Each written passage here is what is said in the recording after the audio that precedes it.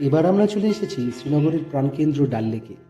Shikara ride Kashmir ট্রিপের একটা আবেগ, একটা শান্ত ধীর ছন্দের অনুভূতি।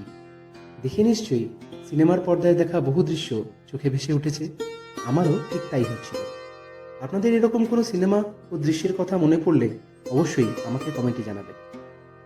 এখানকার হাউসবোট কালচার, ফ্লোটিং মার্কেট আর ব্যাকওয়াটার ইত্যাদি বৈশিষ্ট্যগুলোই এই লেকটিকে ভারতের অন্যান্য লেকের থেকে আলাদা করেছে।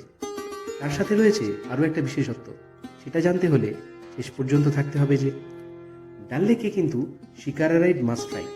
ডাল লেককে অন্তর থেকে অনুভব করার জন্য শিকারায় চড়তেই হবে আপনাকে। শিকারা চার্জ সাধারণত 800 থেকে 1500 টাকা। সাধারণত 1 থেকে 1.5 ঘন্টার রাইড যথেষ্ট। শিকারা যখন ধীরে ধীরে জলের উপর এগিয়ে চলে, তখন ডাল লেক তার গল্প বলা শুরু করে। এই লেক কাশ্মীরের জীবনধারা, ইতিহাস, সংস্কৃতি আর অনুভূতির মিলনস্থল।